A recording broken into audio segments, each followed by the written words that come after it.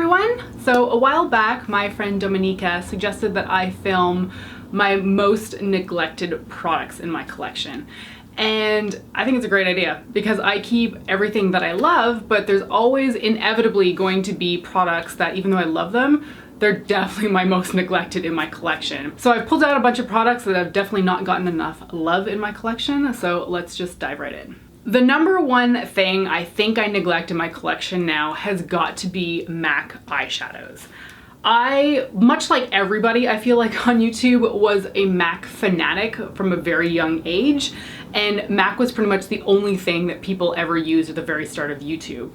And I was just like everybody else and wanted to own all the eyeshadows by MAC, and I eventually did depot them. I used to have these all in singles, but I don't really reach for these anymore. So this one here is supposed to be my neutral and orange-ish palette. They've kind of changed a little bit over the years, but I remember using these palettes so consistently, and it's weird to me that I don't use them as much now. I did actually put like a color code at the top. I got a template somewhere online that I ended up importing my shade names to, but I ended up moving the shadows around so much that it really doesn't line up at the top anymore. So this was my neutrals palette, I guess you could say. There's a lot of like charcoal brown in here, cork, no, that's definitely gone. Nylon up here has been used to hell and back. I think that's my second pan of that.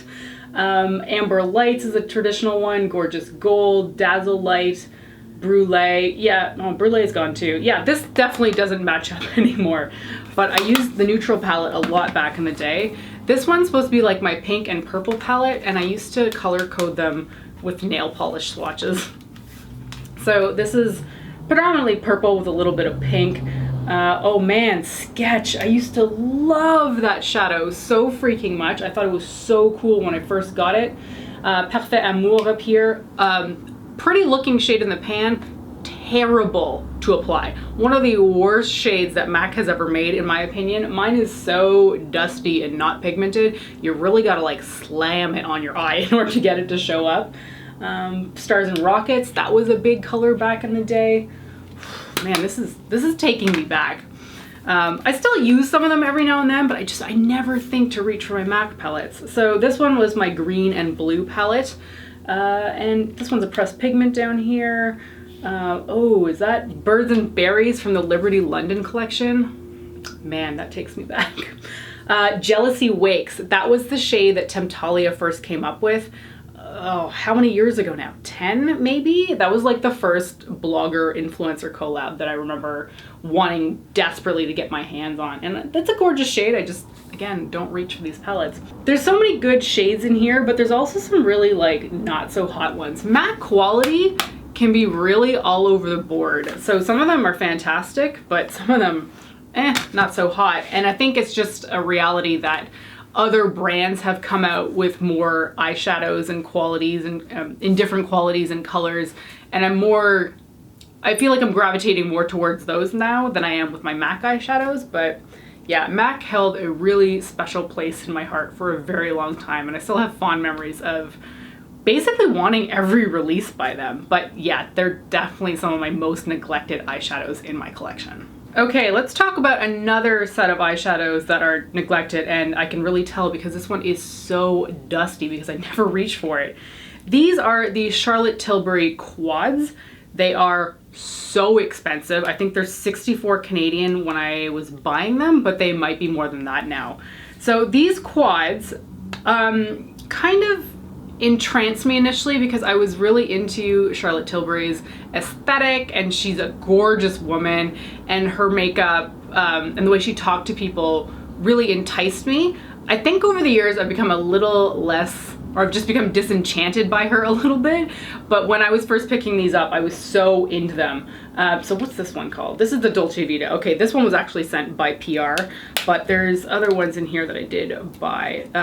Yeah, Vintage Vamp. This was the first one I ever got, and it's pretty, but I mean, it's so neutral. But I was buying into the whole Charlotte Tilbury aesthetic, and she was new to Canada when her products first came out here, and I just wanted to be a part of that culture. I actually got to meet her, which was kind of cute. If I can find the photo, I'll put it in here. I was so intimidated by her. I didn't know what to say. I was stuttering over my words. But this one, I was really pleased when I first got that one. And then my husband ended up getting me the Rebel palette for Christmas one year, I think. And this is one of the more colorful ones that she has because it's all greens. And while it's pretty and it applies nicely, I don't necessarily feel like the quality is $64 worth, but you're really, I feel like, buying into her hype and her packaging, and that's okay to a certain extent, but I don't feel like I reach for these because they sit in an area of my makeup collection that is like the small palettes area, which is not something I generally grab for. Man, holding all these, this is 4 palettes that are each $64 each. This is a lot of money. So yeah, I should get more use out of these, but I never think to reach for them. Okay, these next set of products are mostly a factor in just how they come, I feel like. I don't reach for these because they're liquid highlighters, and I just don't feel like I wear a lot of creams and liquids on my face because powders are infinitely faster and quicker to get out the door with, so I just never think to reach for liquids. So these are the Cover FX glitter drops. I think I have all 3 shades. This one has no sticker on it. I think it's Celestial though. This is the like blue one. I've got Mirage here, which is the yellow one. These are just sampler sizes, which is plenty of product. You do not need a full size one of these. This is ridiculous. I will never get through this in my life. And Aurora here, which is a more pinky one. So these are super glittery, super fun to wear. I only ever really dab them on my cheekbones, but I should really just start slathering it on my body during like stuff like Pride when I want to be wearing tons of glitter. And while I do really like this appearance and I will wear it to work no problem, I don't have any issues wearing glitter to work, I do it quite frequently, I just never think to reach for a liquid highlighter. I feel like it's too fussy. The packaging on these is, I mean, cute looking, but really impractical. Like this whole dropper nonsense, like why? Why couldn't we have done a doe foot applicator? I just feel like squeezing it and then dumping it on your hand, and then you have to inevitably take your finger to tap it out, or a brush. So it just feels really ridiculous to have it in this dropper style format, because there is no way that somebody is taking a full dropper and putting that on their face. At most, I like dab the little end of it on my hand and then tap it onto my face. So like, I find this whole mechanism really ridiculous, but yeah, I just, oh, it's so pretty. It's so pretty. I just never think to reach for liquid glitters or highlighters. Okay, moving on to cream blushes, which is another thing that I just don't gravitate towards because I don't think to put creams and liquids on my face. So these are NARS, what are they even called? I don't remember. Multisticks, maybe?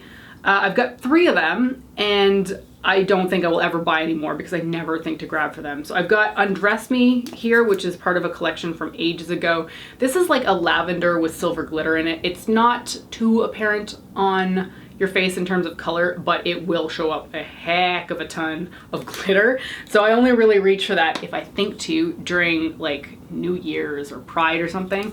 And then these ones are more traditional multi-sticks. They're like blushes. So I've got Siam here, which I wanted for so long because the color was so pretty. It's kind of like this poppy type color. I saw it on Temptalia and was blown away by the color.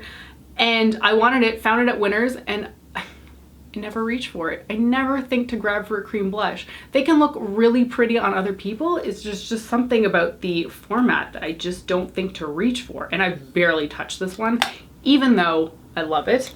And then this last one here is Jeanette, which is a multiple tint. So it's a little bit more translucent than the other ones, which are supposed to be quite strong. And again, barely touched. So freaking pretty, beautiful to wear. I've worn this on my cheeks and been really happy with the overall look, but I just don't gravitate towards these. I don't know what it is with creams and liquids. It's just something that I don't think about, even though I may really like them. And it's funny just talking about these again because I feel like these multi-sticks were so popular on YouTube for a long time, like 10 years ago, but no one really brings these up anymore. I guess I'm not the only one forgetting to use them. Okay, and the very last thing I'm gonna mention is more of a category of products, but I pulled out the ones that I have the most of, and it's eyeshadow pigments. I just can't with eyeshadow pigments. Whenever I get a pigment, I generally press it into a pan and then put it into my collection. But even then, I forget to reach for them. So I don't know what it is about pigments in particular, but I forget to reach for them even if they're in a pot and annoying to use, or even if they're pressed. So these are INGLOT pigments, which are gorgeous.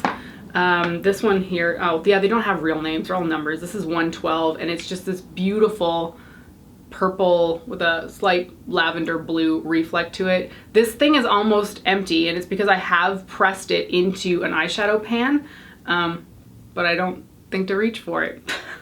So irritating. I love these things to pieces. These provide some of the most pretty effects on the eyelids. I can't be fussed with the pot, and then I forget that I've pressed them, which is just ridiculous. This whole video is just like, I'm dumb and I forgot to use my products that I have in my collection, even though I love them dearly.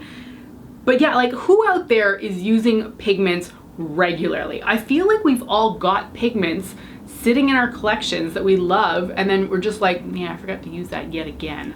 So I love me some INGLOT pigments when I remember to use them. But at the end of the day, I think I'm so inherently drawn towards eyeshadow palettes that I don't think to grab for singles. I don't even really buy single eyeshadows anymore because there's really no point, because I'm always reaching for eyeshadow palettes. But yeah, these are super neglected, as was everything else in this video, even though I love them. Like, I don't keep products I don't love anymore. I'm past that stage in my life. There's no point keeping bad makeup if it doesn't work for me. But yeah, these are just well loved in my heart, but not well used. So that's gonna be it for this video. Thank you so much to Dominica for giving me the suggestion. Hopefully I'll remember to use these more now, but I'm not making any promises. Thanks for joining me today. I hope you're having a wonderful day, and I will see you next time. Bye.